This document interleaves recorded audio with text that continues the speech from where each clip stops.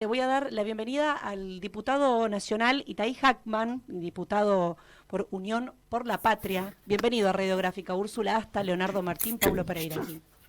qué tal? ¿Cómo andan? Muy bien. Buenos días. Buenos días. Gracias por atendernos. Eh, Creo que hay varios temas para conversar, no solo en lo que pasa dentro del Parlamento, sino también sobre los anuncios de Caputo ayer. Además, bueno, tu especialidad es la materia económica. Pero en primer lugar, Itaí, ¿cuál es la situación en este momento en el Congreso? ¿Qué trazarías sobre este momento?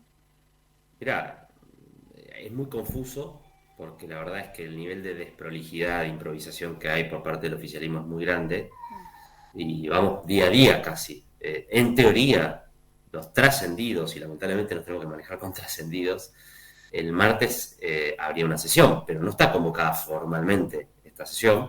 Nosotros tuvimos la semana pasada en el plenario de comisiones un dictamen con todo el escándalo que estuvo asociado a ese dictamen, que en realidad no había tal dictamen, ¿no? Es decir, hicieron un acuerdo político con distintos bloques para decir que debían tener un dictamen antes del paro, pero después el texto no estaba, apareció a la mitad del día siguiente, pero después se decía que en realidad ese no era el texto, o muchos salieron a decir, por ejemplo, los diputados de Córdoba que firmaron dijeron, eso no es lo que nos habían dicho, Claro. entonces le habían dicho una cosa para que firmen, pero después no estaba en el texto que salió, bueno, con las reuniones en paralelo en un supuesto departamento de Recoleta, bueno, todas esas desprolijidades e irregularidades y que llevaron a esa plenaria de comisiones y ahora supuestamente el martes la intención de hacer una sesión, pero la verdad es que no lo sabemos.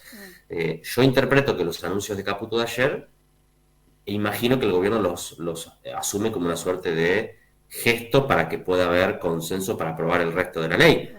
Pero tampoco me consta de que el resto de los bloques así lo vean y demás. Así que la verdad es que no sabemos exactamente cómo sigue. Nosotros estamos preparados. El lunes vamos a tener una reunión de nuestro bloque de Unión por la Patria. Sí.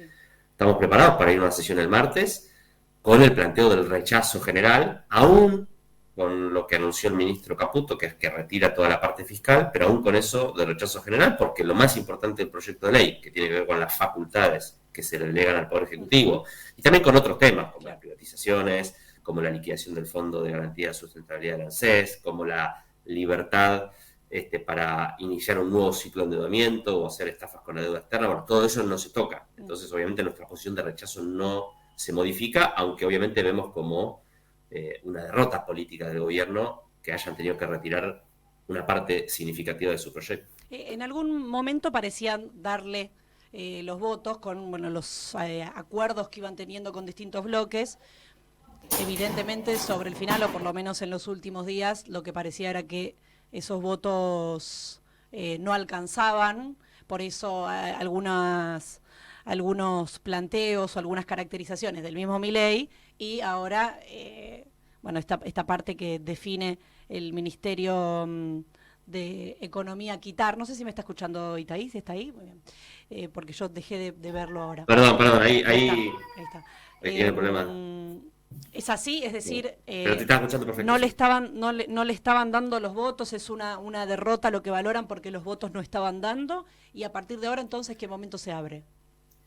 A ver, sí, evidentemente el gobierno se empantanó porque, por un lado, mandó un proyecto de ley que era imposible, ¿no? Por la magnitud que tenía, por las dimensiones, y se encontró con una necesidad de negociar cosas y una dificultad para convencer, para construir un consenso mayoritario con los gobernadores, con los otros bloques. Claro. Ahora, mi interpretación es que esto es una derrota política para el gobierno, pero ojo, el gobierno responde a esa derrota anunciando un mayor ajuste, Mm, no un menor ajuste. Lo que Caputo dijo ayer en la conferencia es, retiro el paquete fiscal, pero no me bajo de la meta del equilibrio fiscal. mm, ¿Y eso qué significa en la práctica?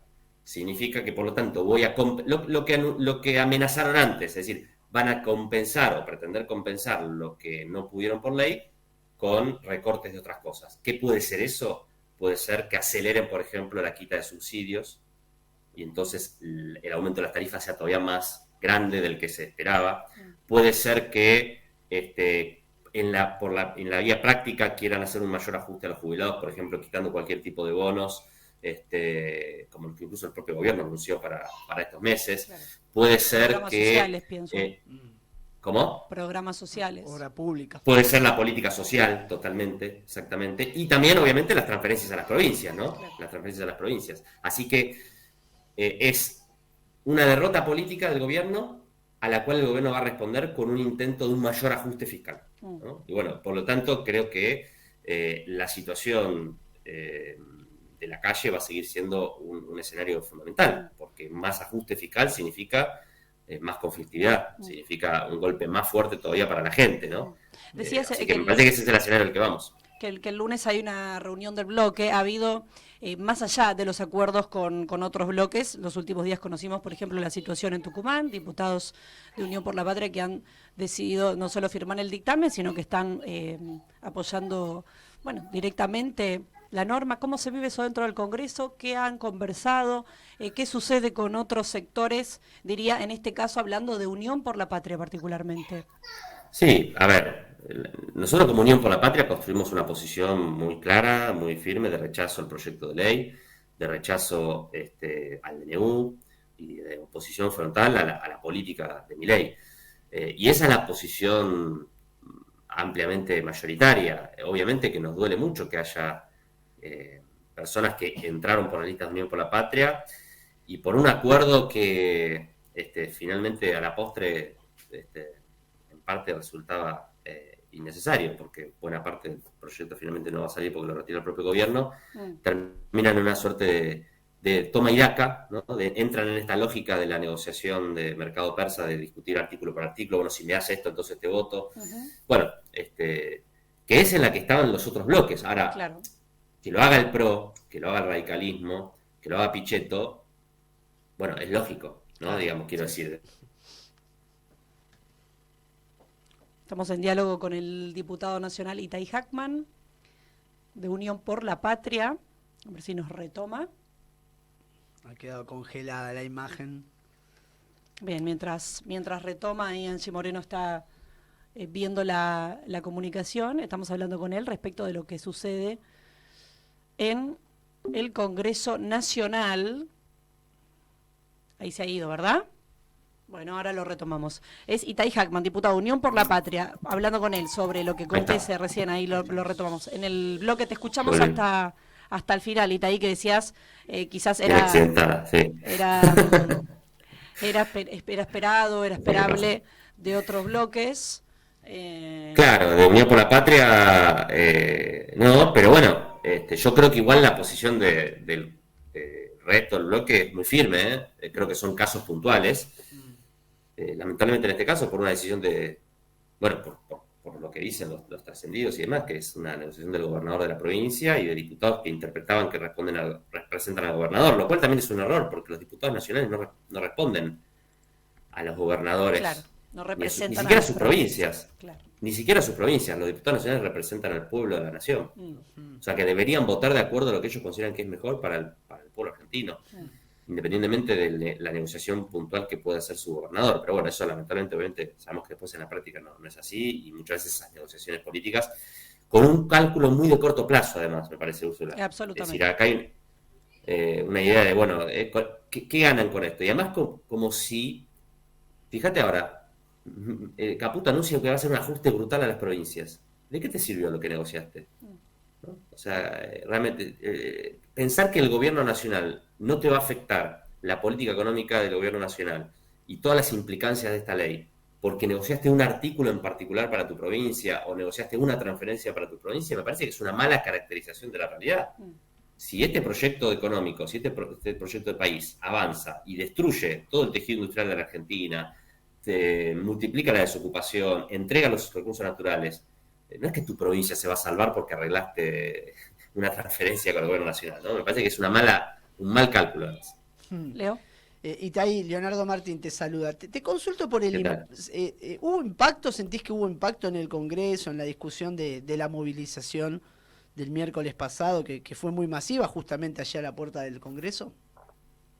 Yo creo que sí, a pesar de que el gobierno le bajó el precio, que es paradójico, porque por un lado le bajó el precio y el martes a la noche estaba desesperado para poder decir que tenía un dictamen para tenerlo antes del paro, ¿no? Entonces, digamos, esa actitud revela que le importaba al gobierno que haya un paro y que haya una movilización al día siguiente.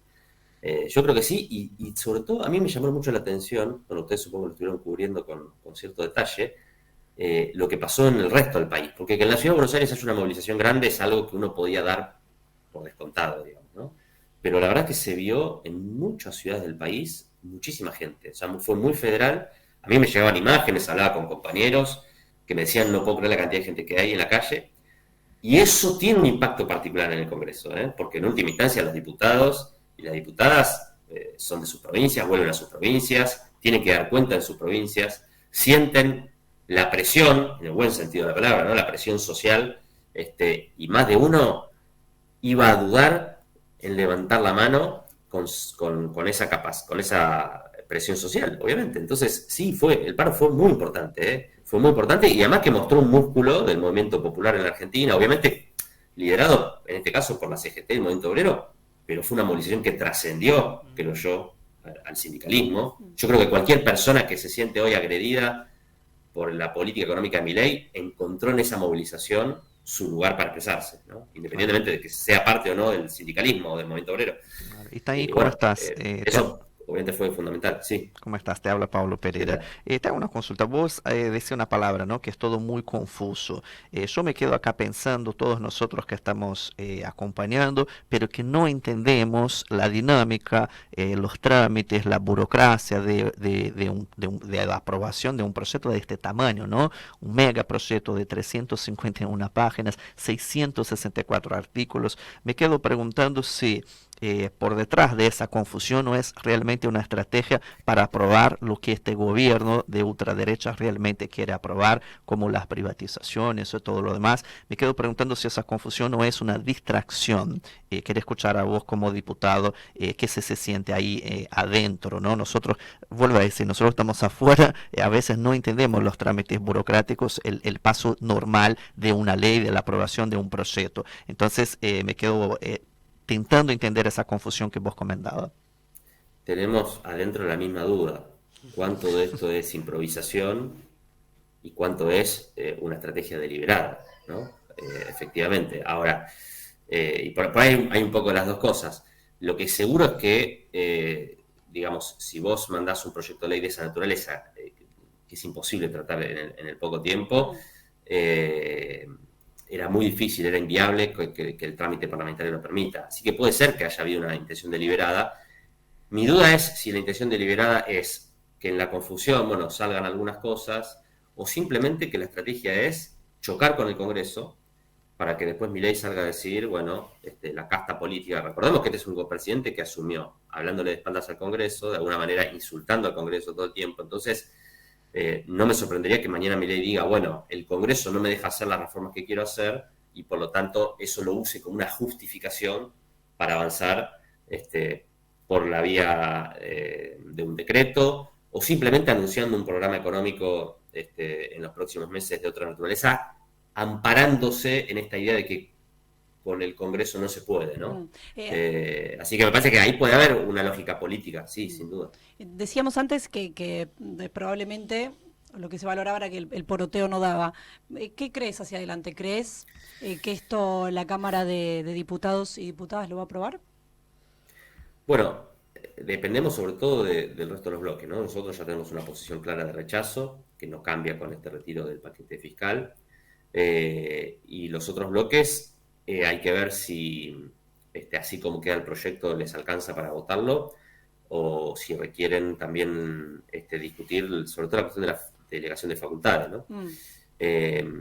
Veremos. También hay una cuestión que es que, aunque consigan los votos para aprobar el proyecto en general, después cuando viene la votación en particular, artículo por artículo, también hay que ver ahí cómo se manifiesta cada uno de los bloques. También hay que tener en cuenta, estamos en un contexto de un Congreso muy fragmentado. No es que hay dos grandes partidos. Hay una enorme cantidad de fuerzas políticas, cada más chicas, más grandes, que tienen su peso relativo, y eso obviamente hace más difícil el trabajo para el oficialismo, y también hace más impredecible lo que pueda pasar, ¿no? Porque no es que yo digo, bueno, a ver, el PRO sacó un comunicado, entonces yo puedo asumir que esa va a ser la posición de todo un sector. No, porque cada bloque, y dentro de cada bloque, fíjate, por ejemplo, en la comisión pasó algo en el dictamen, que es que había 16 diputados radicales, Ujú, 8 firmaron el dictamen y 8 no lo firmaron. O claro. sea que incluso dentro, por ejemplo, en este caso del bloque del radicalismo, evidentemente hay distintos puntos de vista. Mm. Facundo Manes salió a decir públicamente que iba a votar en contra de la ley. Entonces,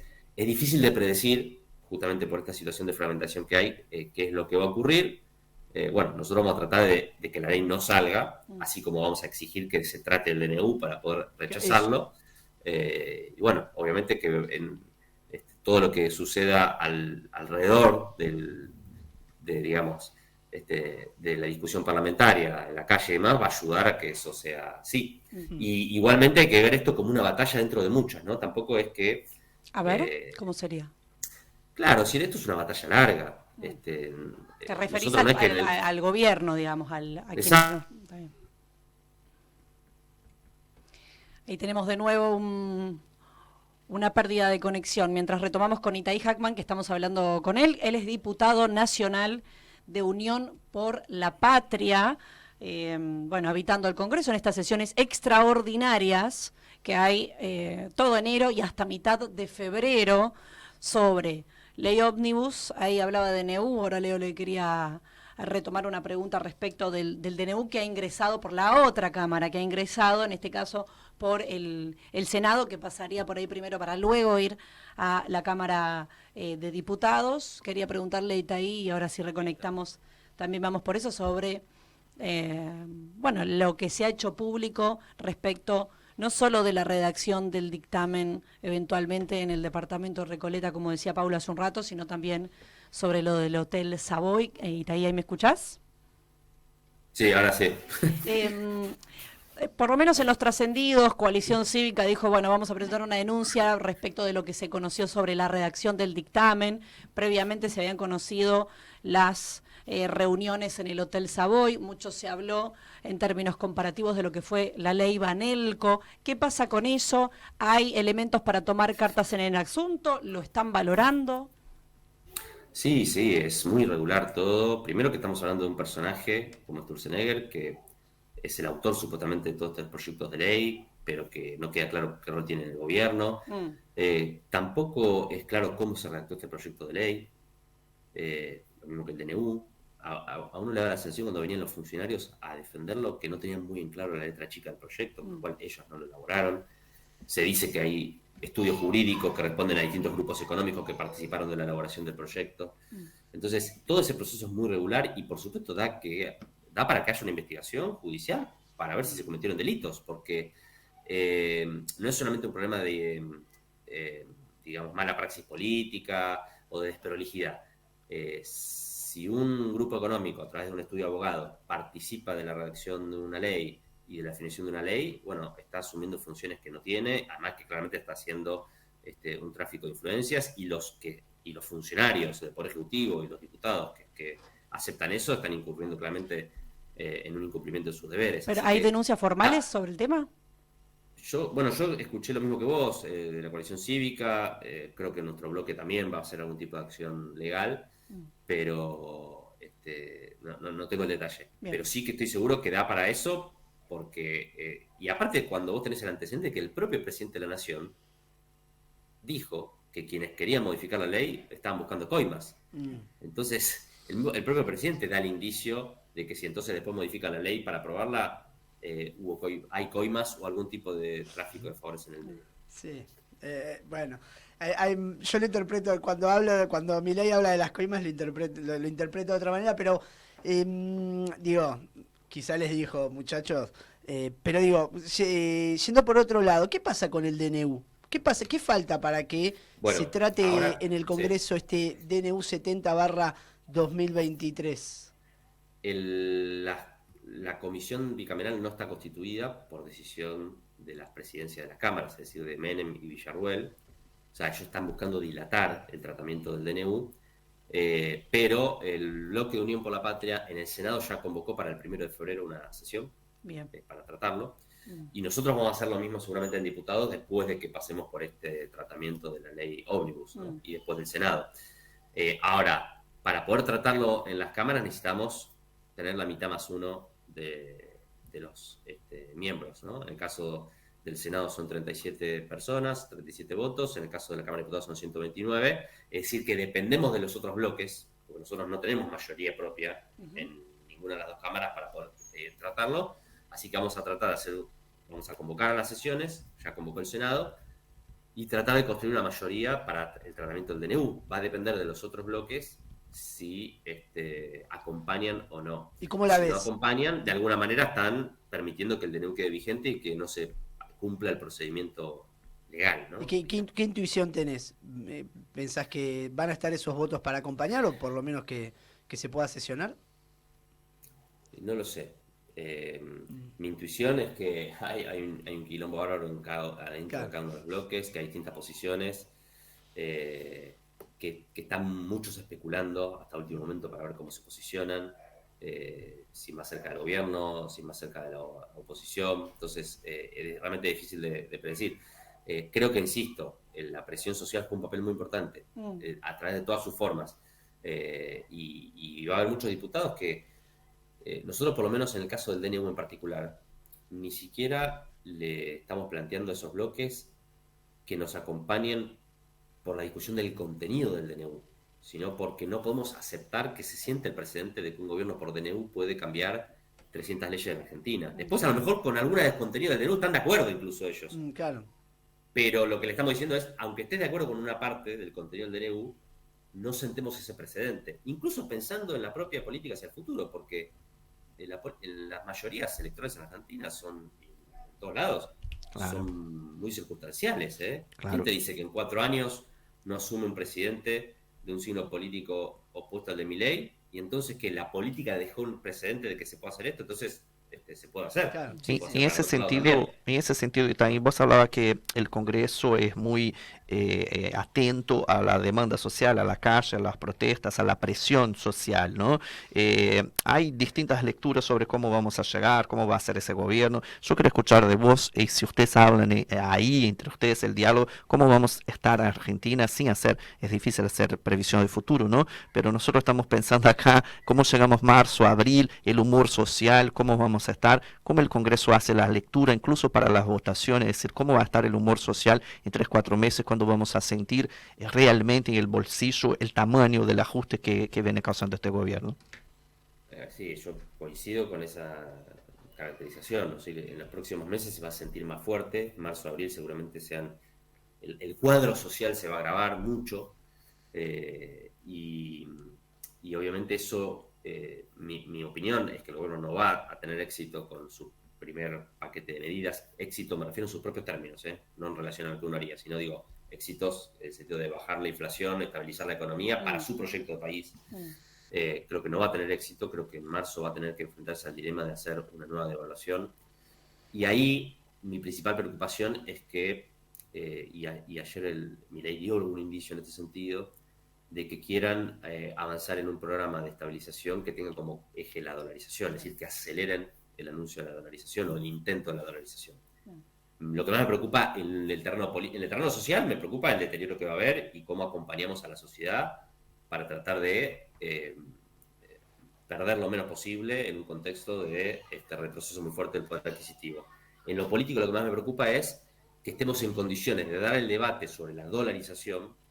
O sea, me lo imagino a Milei diciendo que los primeros 3 meses no se lograron los objetivos, que el Congreso no lo dejó gobernar, que esto, que lo otro, y que, bueno, por lo tanto, la única forma de resolver el problema de la Argentina es avanzando ya en una dolarización. Bueno, ¿cómo llegamos políticamente preparados para dar ese debate de cara a la sociedad y no perderlo, básicamente? O sea, que la sociedad no compre mayoritariamente de que la dolarización puede ser la solución rápida que la sociedad espera, ¿no? Porque el voto a Milei yo lo interpreto como un voto desesperado de una porción de la sociedad diciendo, che, quiero una solución ya, los últimos 2 gobiernos no me resolvieron los problemas, bueno, a ver si este tipo nos lo resuelve.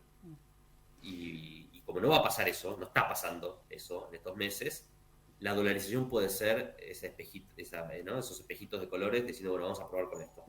A mí lo que me preocupa es cómo llegamos políticamente a esa discusión, creo que nos tenemos que preparar muy fuerte, porque si avanzan, puede ser una suerte de neoconvertibilidad, por lo menos, que, bueno, si revisamos la historia, generó cambios regresivos muy profundos y nos llevó mucho tiempo revertirlo, ¿no? Es decir, duró nos llevó a la peor crisis de nuestra historia, que fue en el 2001, pero pasaron 10 años en el medio, no fue inmediato. Claro. Es el diputado nacional Itaí Hackman a quien escucharon. Te agradecemos mucho, Itaí, este paso por Gráfica. Gracias a ustedes, perdonen por las interrupciones. Salió bien, se escuchó muy bien. Chao. Chao, gracias. Ahora.